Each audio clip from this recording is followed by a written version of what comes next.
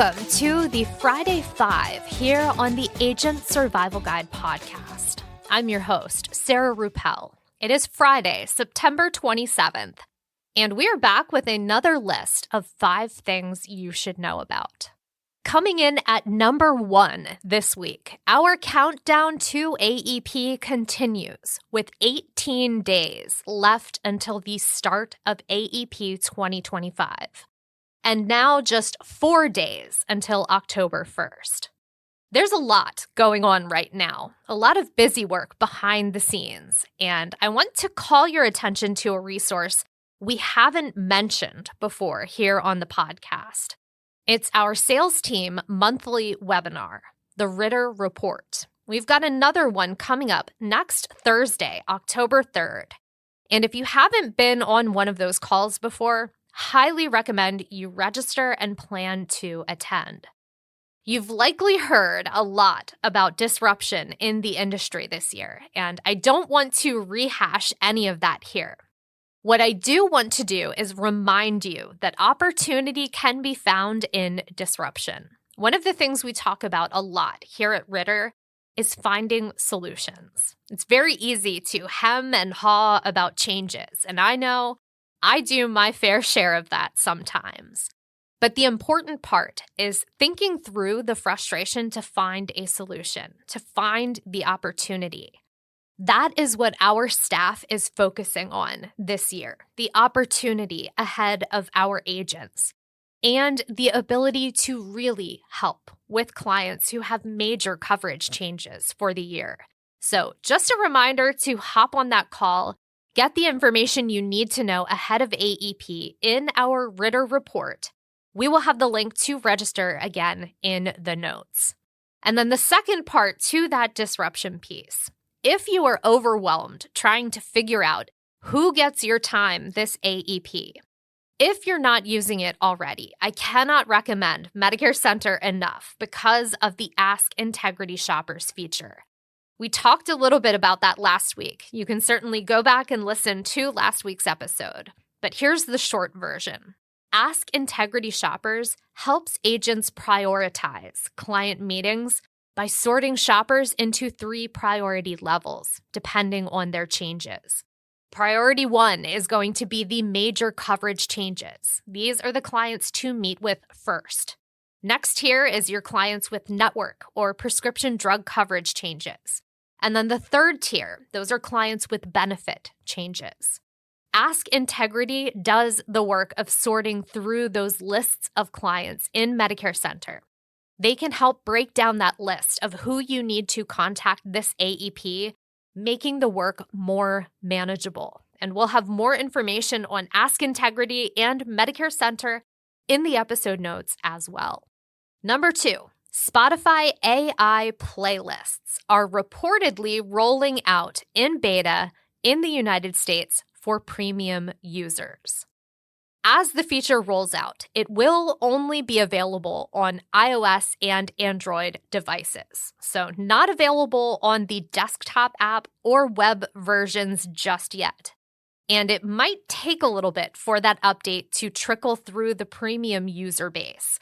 Spotify announced the news on Tuesday this week. I still have yet to see it on my devices, and Tina hasn't seen it on her devices either. To check if you have access to AI playlist capabilities, head to the Your Library tab in the Spotify app, then click on the plus button in the top right-hand corner of the screen. You'll want to choose the third option from the menu that pops up, AI Playlist, and that is denoted by a sparkle emoji, and it should have a green beta tag. Simply enter your prompt, and you'll get a playlist of 30 songs that match that request. And if you're like me, well, I only have 2 options when I open that menu, playlist and blend. So if that's you as well, keep checking back. Rollouts like this can sometimes take a little bit before they make it to every account. Because the feature is in beta, it only works to create a playlist made out of songs. I am hopeful that in the future, capabilities will be expanded to include podcast episodes. We'll be keeping an eye on this and reporting back, and hopefully that will be before the release of Spotify Wrapped in early December. Fingers crossed. Moving on to number 3. Another tech update that is admittedly not quite as big as I had originally thought it would be. New features on my new iPhone 16 Pro Max compared to my old iPhone 14 Pro Max. First and foremost, and I mentioned this when I talked about placing the order, for those of you buying a case with the phone, make sure the case has a cutout for the camera button. After a week hands-on with the device, I can't imagine using camera control with a button cover over top of it like most case manufacturers go with on the other buttons. I just don't think you would get the same amount of functionality, but that's because mine has a cutout, so I would recommend that as the way to go. Camera control is very cool. I love the feeling of taking a snapshot in landscape mode like I used to with a standalone camera. It's a very cool experience. It also feels very natural to snap pictures with it when it's in portrait mode. I now have an action button on the left side of my phone, didn't have that on the 14, and I very boringly still have the same function assigned to that action button as the old toggle from my 14. I've read about ways I can set up different shortcuts on that action button depending on the orientation of the phone, but I can't say that I've gotten into the weeds on that setting just yet. Screen size on the 16 Pro Max. It is 0.2 inches more than on the 14. I moved from a 6.7-inch display to a 6.9-inch display. And while that difference is noticeable in the bezels around the phone, I can't say that it's a huge overall difference. It doesn't all of a sudden feel like I have a humongous phone. On to the camera. I haven't taken too many photos, but I do think that this camera takes better pictures than my previous phone. I now have the 48 megapixel functionality on all the lenses, Fusion, ultra-wide, and macro. I'm not always the steadiest with a camera, but I do think the new camera control plus the lenses have turned my phone into quite the camera, and I'm definitely here for that. There's a lot more stability. The last thing that I feel I can really comment on, the switch from charging via Lightning to charging via USB-C. My iPad Air also charges via USB-C, as does my husband's Android phone. So it's nice to be able to have one less cable in the car and also more places that I can plug my phone in to charge around the house. Now, you might be thinking that is not a whole lot of new for a brand new phone, and that is a fair point. One of the main reasons I upgraded was because I'm on the 2-year cycle, and it's just, for the most part, what I've always done. Apple Intelligence features were another factor in my decision. They're only coming to the iPhone 15 and 16 lines, so that meant that I had to upgrade if I wanted to use them when they come out. I expect that when those features do ship, I will have a lot more to talk about. So if you're on the fence about whether you need to run out and get the iPhone 16 right now, I would say no, but I might change my mind when Apple Intelligence finally makes its way into iOS. We will see. Number 4, and our last tech update for this week. Wednesday was Meta Connect, the annual conference where Mark Zuckerberg and company announce new products and software updates. It's not normally an event that is on my radar. At least it wasn't until I gained an interest in the Ray-Ban Meta smart glasses. And I would love to say that it was the AI or the camera that got me, but you probably know that's not true. I am literally just here for the speakers built into the arms of the glasses. Up until today, I wasn't sure if we were going to get a new generation of those smart glasses, and it turns out that we did not. But Meta did announce some new updates coming to the software that powers the tech in their glasses. So first, I do want to be clear that I'm talking about the Ray-Ban Meta glasses, not the Ray-Ban Stories. They're two completely different products. And another thing I should mention here is that these smart glasses can come with either prescription lenses or non-prescription lenses. So for those of us who need and wear prescription eyeglasses, this is a pretty cool and admittedly futuristic upgrade. The Meta smart glasses have a 12-megapixel camera and 1080p video resolution. They support up to 30 minutes of live streaming. They have built-in speakers and 5 microphones for immersive audio recording capabilities. Users get 32 gigs of storage, which can hold over 100 videos and over 500 photos. Given the microphone and speakers, you can take voice or video calls hands-free, which is probably a better experience than taking a call on your watch. But again, I'm here for the speakers that allow for playing music or podcasts without needing to put a device in my ears.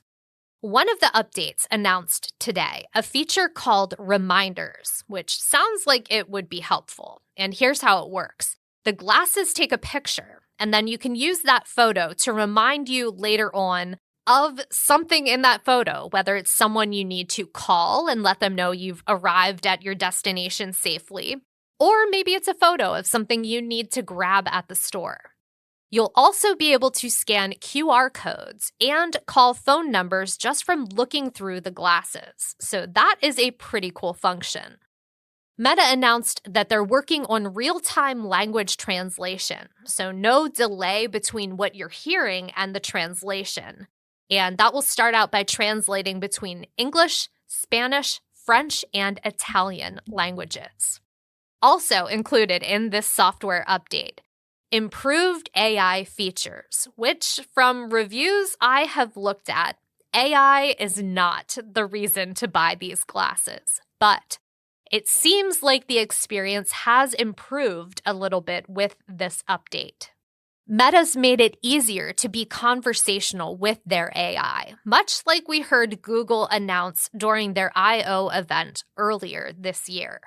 And then last but not least, Meta announced a new limited edition clear, transparent Wayfarer frame, as well as a new lineup of transition lenses, so you don't have to choose between glasses or sunglasses.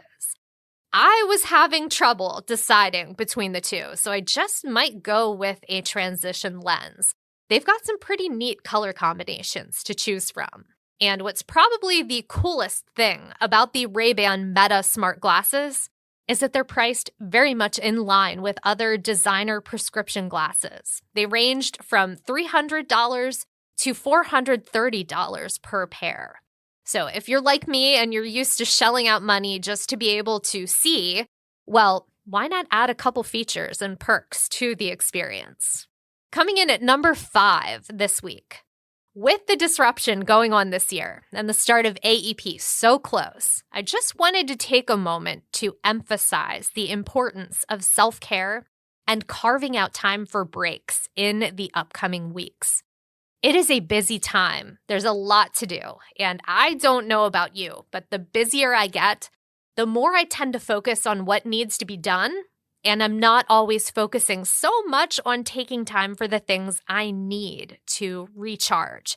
And I do have to admit that sometimes includes eating, which is not good. So what I'm trying to do through the next few weeks is make sure that I'm taking at least 10 to 15 minutes twice during my workday to try and turn off and do something that is not work-oriented. That might be playing 15 minutes of spelling bee, scrolling Instagram, going for a walk, or if I'm working from home, taking the time to make coffee with homemade cold foam and pet the cats. I'm also doing my best to stick to decent working hours. This time of year, I might have to work a little overtime. I expect that this time of year, as do most of us. But I also set up hard stops on my day. They're a little different than my hard stops during the other times of the year, but they're there.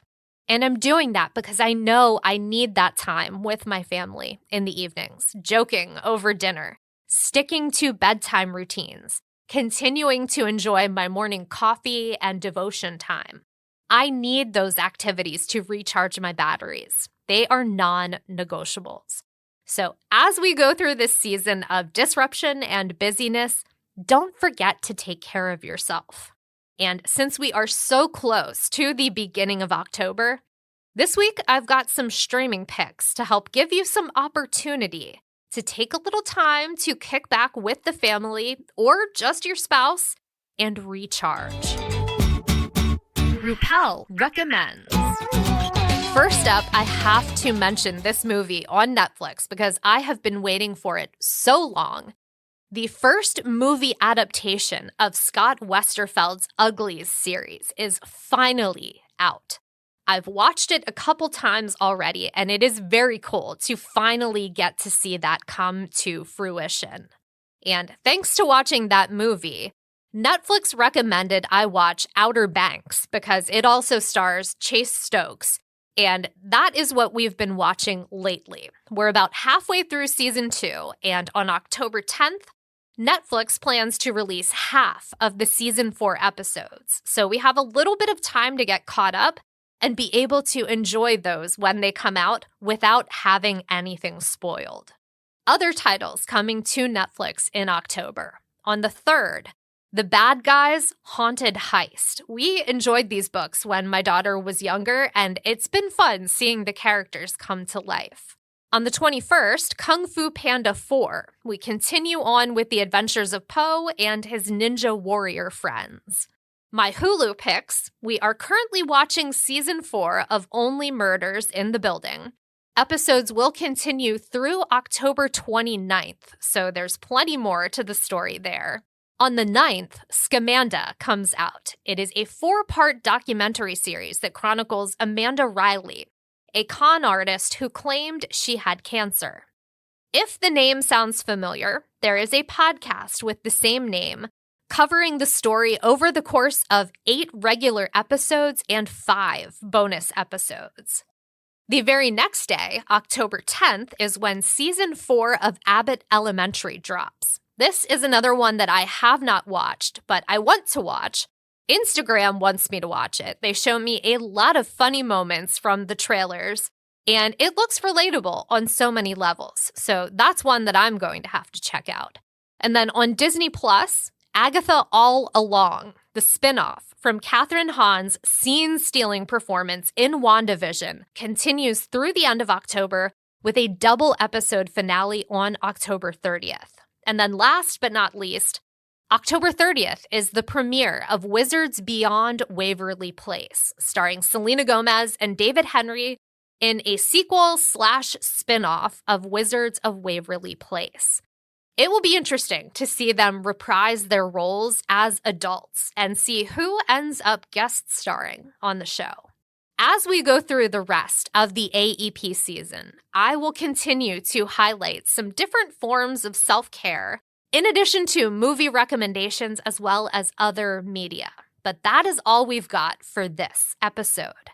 I hope you have a great weekend. Stay healthy and stay safe out there, and we will see you next week. The Agent Survival Guide podcast is a production of Ritter Insurance Marketing, an integrity company. This episode was written and produced by me, Sarah Rueppel. Script editing and fact check by Tina Lamoureux. Podcast design by Urban Rivera. Artwork by Vivian Zhao. Follow along with us wherever you like to listen.